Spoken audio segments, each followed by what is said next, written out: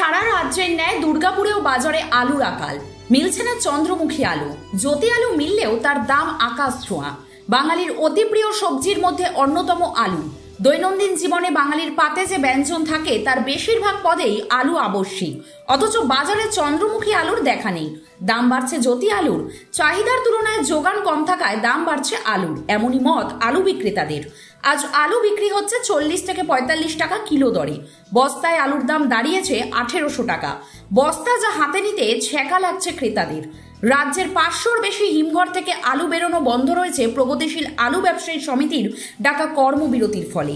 কবে উঠবে এই কর্মবিরতি? উত্তর দেবে সময়ই। বাজারে এসেছি কিন্তু আলু ঠিকঠাক নেই। আলু 5 দিন ধরে টোটালি বন্ধ রয়েছে কোল্ড স্টোর। আর যে আলুগুলো রয়েছে তাতে ঠিকঠাক না, এবং প্রায় দাম আগুন ছোঁয়া। 45 টাকার নিচে কোনো আলু নেই। তো এতটাই দাম বেশি যে মানুষের খাওয়া টোটালি বন্ধ হয়ে যাচ্ছে। বাজারে আলু নেই। সাধারণত বাঙালি আলু ছাড়া তো খাওয়া সম্ভব না। খাওয়ার পাতে যে আলু দরকার সেই ক্ষেত্রেও সেটা পাওয়া যাচ্ছে না। বাজারে আলু কতটা সমস্যার সম্মুখীন হতে হচ্ছে? পুরোপুরি সম্মুখীন। সাধারণ মানুষ আলুর জন্য প্রচুর সম্মুখীন হতে চাইছে। আলু ছাড়া তো রান্না কোনো মতো সম্ভব না, সেটাও ঢুকছে না। তাহলে কি দাম দিয়েও পাচ্ছেন না? ভালো আলু দাম দিয়েও পাওয়া যাচ্ছে না। আলুই নাই মাঠে। আমাদের যে হাট, সেই হাটেও আলু পাওয়া যাচ্ছে না, দোকানেও আলু পাওয়া যাচ্ছে না, এবং ভালো আলু তো নেই, খারাপ আলুটাও পাওয়া যাচ্ছে না।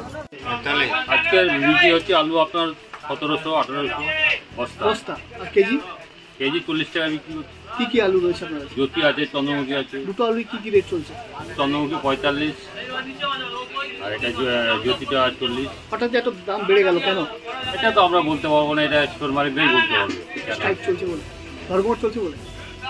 ধর্মঘট চলছে বলে এরকম হচ্ছে। ধর্মঘট মিটে গেলে আবার সব ঠিক হয়ে যাবে। ক্রেতারা কি আনছে, নিতে আসছে আলু? বাজার নেই। কতটা দুশ্চিন্তায় রয়েছে? অনেক দুশ্চিন্তায় আছি।